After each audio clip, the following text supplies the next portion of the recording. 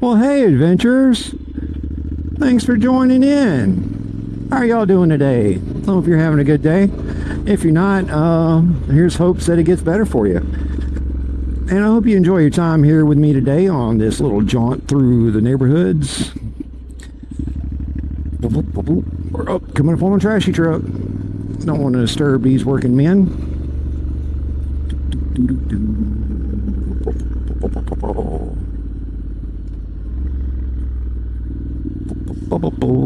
Which way they gonna go? Are they going left, going right? Going left, going right? Whichever way they go, I'm going the opposite way.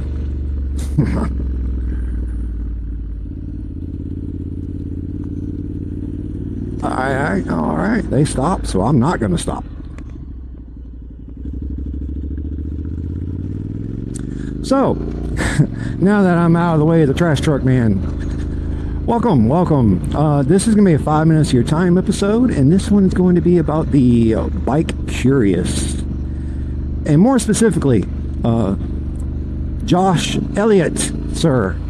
I told you I was going to put you on YouTube again. Josh Elliott is a colleague of mine and a budding friendship. And Josh is a little bike curious. He's been hanging out with me at work for over a year now, and he has heard the spill I don't know how many times, because I give it to damn near everybody I talk to, about getting on a motorcycle, getting out and having a good time, learning how to ride. And I've given him the spill more than once. So he's definitely fully aware, and he's bike curious at this point. And he is trying to make up his mind. So here's what we're looking at, right? When you have someone who is bike curious, how do you get them to finally sling that leg over?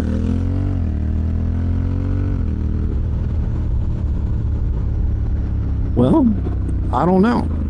I do the best I can. All I do is explain to them what motorcycle life is like for me. Now, I am a year-round rider because I live in the South. The weather here is usually conducive to riding year-round. Yes, it does get cold in the winter, but no colder than gear can't take care of. It does get hot in the summer,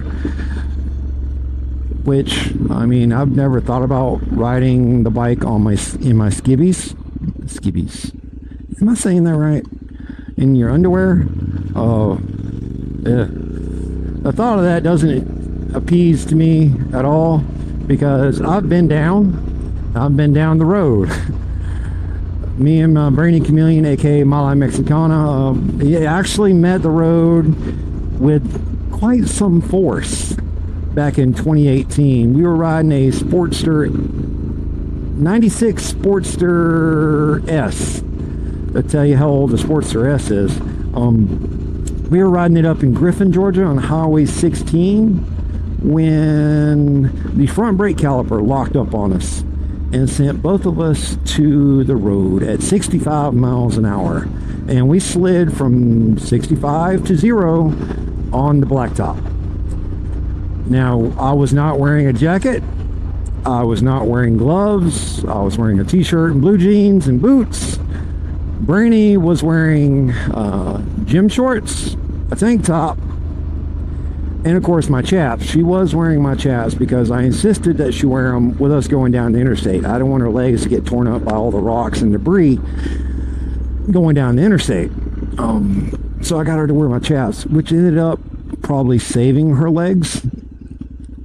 The chaps she was wearing that day are no longer usable.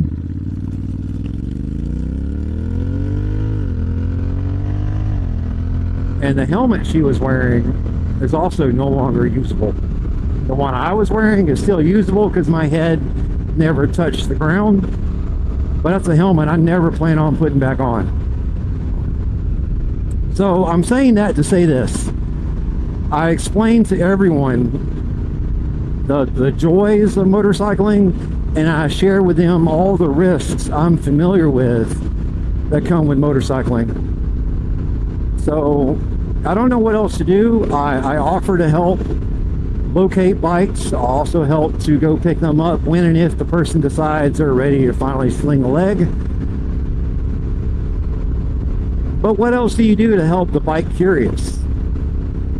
Now, I've offered to teach him. Oh, whoa, birdie. He didn't want to make it tonight. I've offered to teach him on my own bike, the D20, how to ride a motorcycle, but I told him right off the rip, that's going to cost you $500, man. It's not because I need $500 from him. In the event he does anything to damage my bike, the $500 would then be used to repair it. But I've offered that to almost everybody that I've offered to teach how to ride. And I said, hey, go get your bike and bring it to the house. I'll teach you how to ride at the house. Whatever you want to do, however you want to do it, I'm here to help. So what more can you do for the bike curious folks? I'm going to try to get them to tag along on a couple of ventures, such as going to the Forgotten Angels camp out. Now, he was getting set up to join us on the October camp out, but we have since decided that we cannot afford to go to the October camp out this year, with us having to service all 3 bikes this month, because Catastrophic is coming back next month, and I want the bikes up and ready for him to be able to go on a ride wherever he wants to.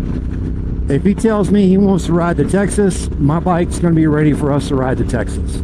If he says he wants to go see Niagara Falls, my bike's going to be ready to go with him to see Niagara Falls.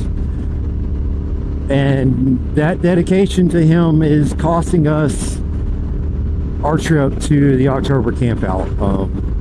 With time off, I've taken an entire week off for when he graduates boot camp.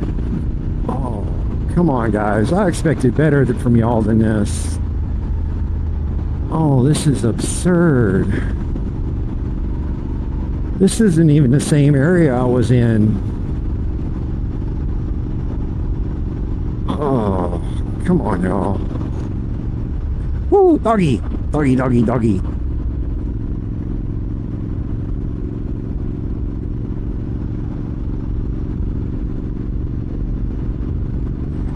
So yeah, what do y'all do to help the bike curious folks, to get them on a bike, to help them sling a leg? I don't know what else to do. Am I doing it wrong? Help me out. Y'all tell me what to do down in the comments. I don't usually get a lot of comments, so I'll take whichever ones I can get today, guys. That being said, I'm gonna let y'all hear my spill. This is my video spill, the one I give every time. I'm kind of dragging it out there, you noticed? And that is, go support my friends and family. Ooh, that fell across the road. Forgotten Angels down in Tampa, Florida. What they do to help the young men and women who have aged up through the foster care system and the abuse there within the foster care system is beyond my words and beyond any bank account that you think we have. They deserve every dime to help these young men and women become fruitful members of society, contributing members of society, happy. That's really the goal here, guys, is doing what we can to make these young men and women happy. But we can't help them all. Can't save them all, but we can help the ones we can reach. So if you can, reach out to Forgotten Angels, see what you can do for them. Donate, throw in for a raffle ticket. They are, not we. We are as a community, but them as in Forgotten Angels, being led up by Shade Tree Surgeon, no other than the commander of the Shade Tree Army. The current raffle bike is a blue Road King, and I've had dreams about that bike before they even announced it. I don't know where it came from, but I think this one's going to be mine, guys. So if you want it, you better buy your tickets now before I pick them all up and I go pick up my Road King.